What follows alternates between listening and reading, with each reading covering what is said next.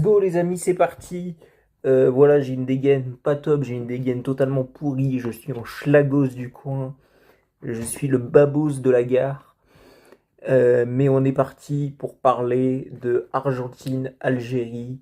Le match dans sa globalité. Première chose, premier truc dont j'ai pas parlé sur la vidéo sur Messi. Est-ce que il méritait le carton rouge sur son tacle pas maîtrisé?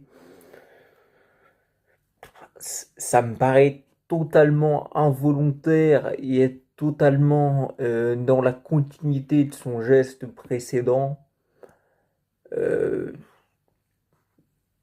le mec n'ayant pas d'antécédent dans ce genre d'action, pour moi, voilà, ça méritait pas rouge, clairement.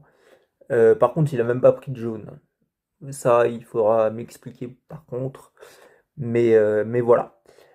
Comme ça, la chose est claire. Tout est huilé côté argentin. Tout le monde se connaît par cœur. Tout le monde connaît la surface de pied préférentielle du receveur de la passe. Ce qui est quand même ultra intéressant pour fluidifier le jeu et pour l'accélérer. Voilà, c'est un peu tout le contraire de l'équipe de France, quoi. Euh, on a des joueurs qui prennent leur temps avant d'effectuer leurs gestes. Ça cherche toujours à aller vers l'avant. Ça, c'est quand même un truc qui est ultra bénéfique euh, et qui est pas si facile que ça à faire. Euh, Il y a une qualité de passe exceptionnelle, mais qui peut encore être affinée et améliorée.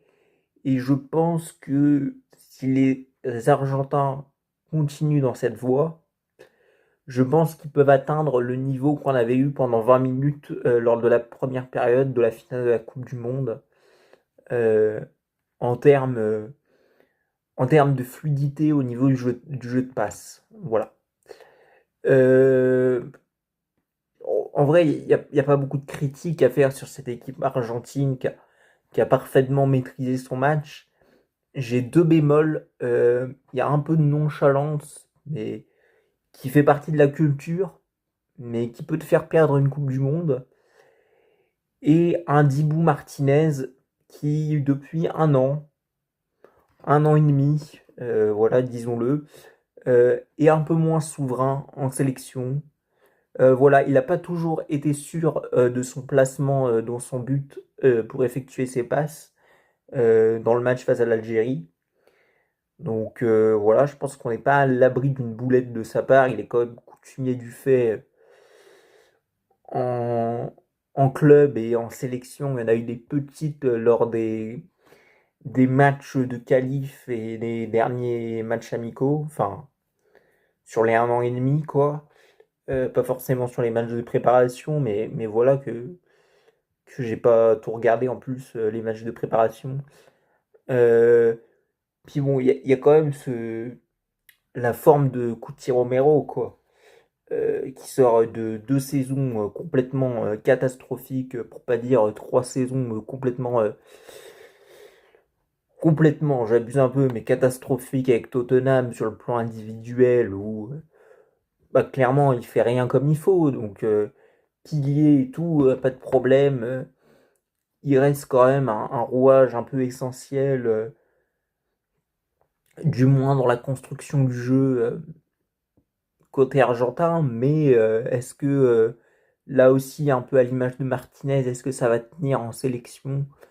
Est-ce que l'avantage, la positivité qui règne en sélection va prendre le dessus sur son niveau des derniers temps? C'est pas sûr. C'est pas sûr. Alors, je sais que côté algérien, on n'a pas un vivier de gardiens excellent, c'est le moins qu'on puisse dire. C'est absolument une catastrophe. Je ne sais pas à quoi c'est dû. Est-ce que quelqu'un pourrait m'expliquer dans les commentaires? Euh, mais c'est pas possible de jouer avec ce masque. Voilà, on dirait Billy Elliott, le mec. Pourquoi mettre Lucas Zidane titulaire avec ce masque? Pour moi, voilà, il faut clairement mettre un autre gardien, quand bien même il a moins de prestige et un peu moins de performance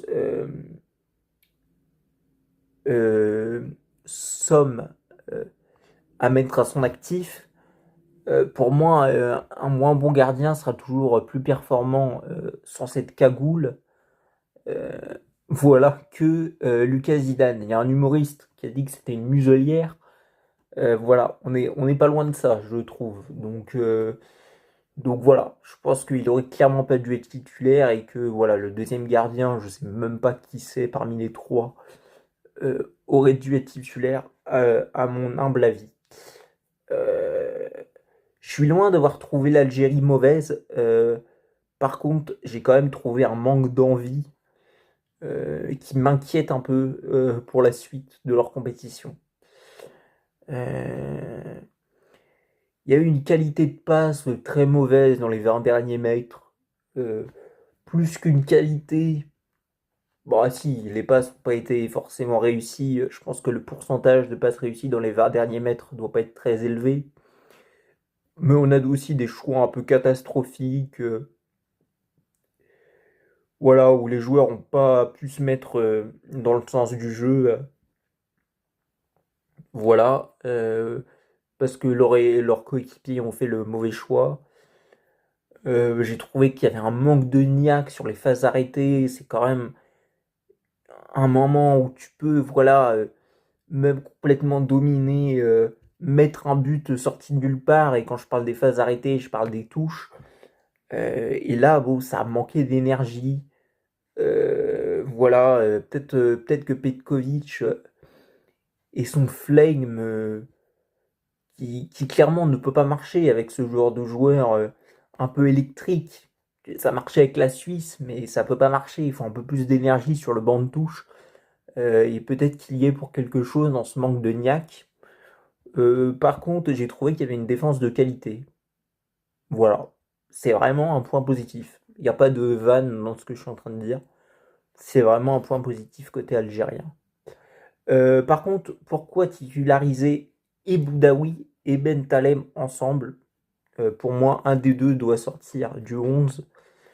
Ils font une mauvaise saison tous les deux. Donc en fait, bah forcément, même en termes d'engagement mental, ils font une mauvaise saison. Donc forcément, en fait, ils arrivent avec l'Algérie, ils sont plus chaud patate, mais grosso modo, ils sont en préparation de pré-saison, quoi, ces dernières semaines. C'est pas une préparation de Coupe du Monde. Donc ils sont clairement pas au niveau pour une Coupe du Monde et ils n'ont pas réussi à communiquer un seul instant sur où devait se placer un des deux pendant le match. Donc la communication a été catastrophique et Zerouki me semble bien meilleur sur ce que j'ai vu de lui par-ci par-là et il doit être titulaire à la place d'un des deux. Voilà. J'en attends plus de Enzo Fernandez, pas forcément défensivement, je trouve qu'il fait vraiment le taf. Tu peux lui reprocher un peu de nonchalance, que ce soit avec la sélection ou en club à ce niveau-là, mais je trouve qu'il a fait le taf. Euh, et ouais, donc il y a ça. Voilà. Mais par contre, balle au pied, j'attends plus de pénétration de sa part. Voilà, je trouve que c'est le seul qui a été un peu un cran en dessous côté argentin. Voilà, avec Lautaro Martinez peut-être. Bon après, il n'a pas été mauvais, hein, loin de là, loin de là. Sinon, j'ai trouvé Medina très intéressant défensivement, quand bien même l'Algérie n'a pas été un monstre. Mais j'ai trouvé que c'était, voilà, sans doute les Marseillais me diront, mais le meilleur match de sa saison. Euh, J'ai un peu peur pour l'Argentine s'il s'avère que c'est vraiment lui le titulaire désigné. Euh, et par contre, j'ai pas compris à quoi il servait balle au pied, quoi. J'ai trouvé que c'est lui qui mettait, euh, qui mettait Enzo Fernandez dans des mauvaises dispositions, quoi. Donc, en fait, j'ai un peu peur que l'Argentine jouant beaucoup avec la possession du ballon, j'ai un peu peur que si le mec il commence à louper ses passes, s'il s'avère être titulaire, j'ai un peu peur que ça mette pas en confiance la défense et que derrière on ait des gros espaces, notamment dans les demi-espaces qu'on avait un peu vu lors de la dernière Coupe du Monde, qui était un peu le bémol côté argentin. Et j'ai peur que ce soit toute la défense qui s'écroule, qu'on ait des milieux qui s'énervent un peu. Enzo Fernandez ayant le chaud bien bouillant, le sang, le chaud, oui bien évidemment, le sang bien bouillant.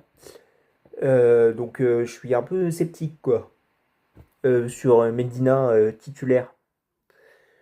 Voilà, faut presque réinventer ton jeu quoi si tu mets Medina titulaire. Mais quelle idée de réinventer son jeu pendant une Coupe du Monde, c'est une très mauvaise idée. Donc là j'y vois un bémol. Et question que je pose parce que je sais pas qu'est-ce qu'il en est de son état de santé, mais est-ce que Alvarez est suffisamment en forme pour ce mondial, quoi.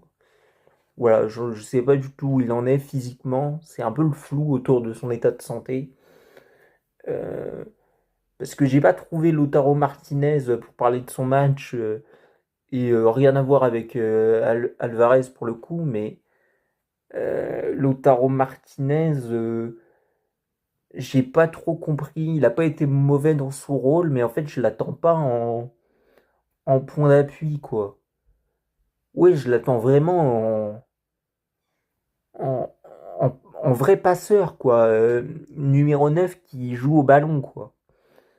Qui passe, quoi. Qui peut être dos au but, bon, ok, mais qui passe, qui fait des passes.